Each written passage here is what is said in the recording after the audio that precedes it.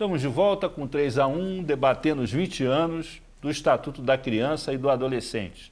Participam dessa nossa conversa Ivone Bezerra de Mello, coordenadora pedagógica do projeto UERê, Luiz Fernando de França Romão, membro do Conselho de Adolescentes e Jovens da Associação Brasileira de Magistrados, Promotores de Justiça e Defensores Públicos, e Luciana Febo, coordenadora do Unicef no Rio de Janeiro.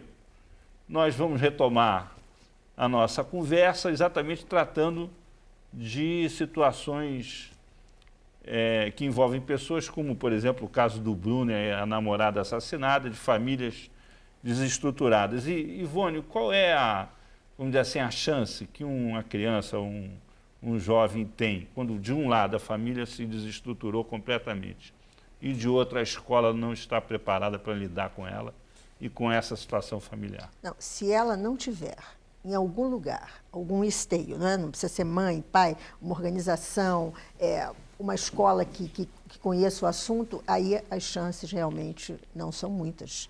Por isso que eu volto a dizer que a estrutura para essas crianças, ela existe legalmente, mas ela não existe no dia a dia. Né? Se essa criança tivesse tido um médico de família, se tivesse tido uma assistente social, se tivesse tido toda uma proteção na hora que ela precisasse, ela seria qualquer pessoa normal, não tinha problema, entendeu? Mas como ela não teve, né, foi criada ao Deus dará, então as chances ficam menores. Agora, nesse trabalho que você vem realizando aí nas escolas, o que te chama mais a atenção, assim, do ponto de vista positivo e do negativo?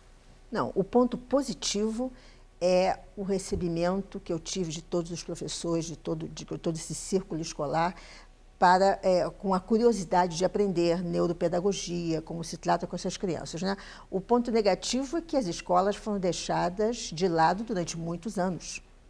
Sucateadas. Completamente. Então, agora vai levar algum tempo para botar tudo no lugar. Agora, que tipo de investimento essas escolas precisam? Elas precisam de mais professores, elas precisam de investimento na infraestrutura. Aquela velha figura do inspetor escolar é uma coisa muito importante, entendeu? Você tem uma pessoa no recreio, coisas simples que nós tivemos nas nossas escolas e que nos últimos anos não tiveram. Então, a infraestrutura da escola ela ficou prejudicada. A participação da comunidade na escola também faz uma diferença. A participação não só dos pais e das mães e dos próprios adolescentes através dos grêmios, mas a participação da comunidade, entendendo que a educação da criança não é só responsabilidade da professora, a educação da criança é responsabilidade de todos. Responsabilidade do padeiro, do taxista, é responsabilidade da pessoa, do ambulante, enfim, a responsabilidade daquele bairro. A educação da criança. Então, essa ideia, né, de educação comunitária é uma bandeira que o Unicef segura e uma bandeira que muitos municípios já estão também implementando. Né? Há uma tendência, principalmente na administração municipal, eu sou assim, um entusiasta da administração municipal. Os municípios, em geral, eles fazem mais com menos do que os governos estaduais e o governo federal, do ponto de vista de investimento, de atendimento direto ao cidadão. Mas o que há de novo, assim, em termos de, com um olhar mais panorâmico, com relação a isso, em termos de experiência municipal? Bem, de fato, a gestão municipal tem uma importância enorme, porque é no município onde vive a criança, não é no estado ou na nação como um todo, mas é ali naquela cidade. Então, a descentralização do poder e do orçamento público aos municípios, por menores que sejam essas cidades, isso é um grande avanço que o Brasil que vem acontecendo no Brasil nesses últimos anos. Em relação às experiências municipais, aí com foco na educação, eu vejo que há uma tendência, e nós valorizamos bastante essa tendência, em pensar em resultados, em pensar em impactos, em medir os avanços, em medir também o que não avançou e onde precisa avançar. E a educação vem mostrando também, nesses últimos anos, essa tendência de gestão por resultados, através da Prova Brasil, através dos indicadores de cada escola, né? O IDEB, que é um dos indicadores do ensino fundamental, para reconhecer quais são as necessidades, não só de cada escola, mas também de cada município. Bem, em relação à gestão municipal, também eu vejo que existem várias novas tecnologias sociais, novas formas de educar. Nós estamos muito atrasados com relação à educação. Estamos ainda dando a nossa educação de 2 séculos atrás e o mundo já é outro. Um mundo conectado, um mundo onde o contexto da vida da criança tem que estar ali dentro da escola, né? Muitas vezes a criança está com um livro didático totalmente fora do seu contexto comunitário ou familiar. Então, já existe uma proposta, uma tendência. Alguns municípios adotam a educação contextualizada, a educação integral, que não é aquela que é só de tempo integral, mas é a educação para o desenvolvimento do ser humano. Eu acho que nessa discussão é muito importante a força do exemplo, né? Aqui o Rio viveu um período de absoluto descontrole sobre a questão da violência, principalmente nos morros do Rio de Janeiro, né? Nas favelas do Rio e tal. E agora o governo vem fazendo um programa de polícia pacificadora, de ocupação permanente desses morros e com a polícia lá dentro.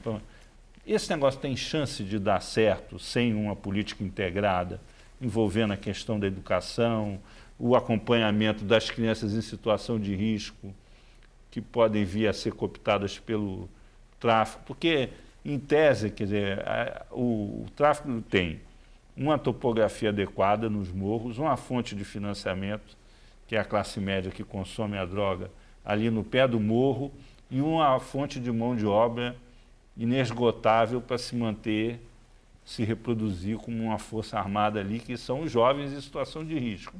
É possível isso dar certo a médio e longo prazo sem uma política agressiva, uma política integrada? Olha, com certeza. Então, o que está acontecendo no Rio? Vamos fragmentar um pouco. Na Secretaria de Educação, a secretária chamou especialistas como eu, né? Por exemplo, eu tenho uma pedagogia de ensino própria, que ela foi concebida para crianças que vivem em zonas de guerra, guerra urbana, guerra, enfim, qualquer tipo de conflito. E como eu, chamou outros, né?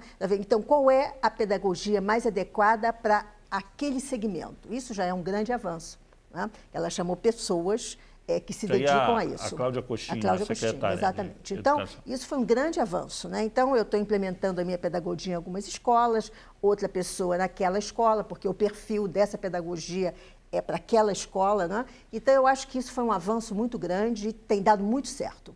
E as famílias? Não, as famílias estão juntas, né? Porque os resultados estão começando a aparecer. Então, para uma mãe que tem um filho que não aprende, aquilo é uma tristeza muito grande. Todo mundo chama o filho dela de burro.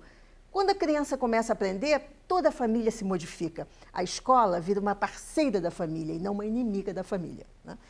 Quanto à polícia pacificadora, é muito boa, já devia ter sido feita muitos anos atrás, porque o que uma criança precisa, o que as pessoas precisam para viver é paz. Ninguém pode viver em conflito permanente, né? Então, eu acho que a ideia da polícia pacificadora é muito boa. Vamos ver como vai ser o andamento, porque isso é com um muito longo prazo. Até você acabar com o tráfico de drogas, a entrada de armas, tudo isso é longo prazo. Mas eu acho que o começo foi muito bom. É positivo. Eu queria trazer aqui um diálogo que eu presenciei de uma diretora de uma escola e um agente comunitário de uma região do Rio de Janeiro onde tem o PP.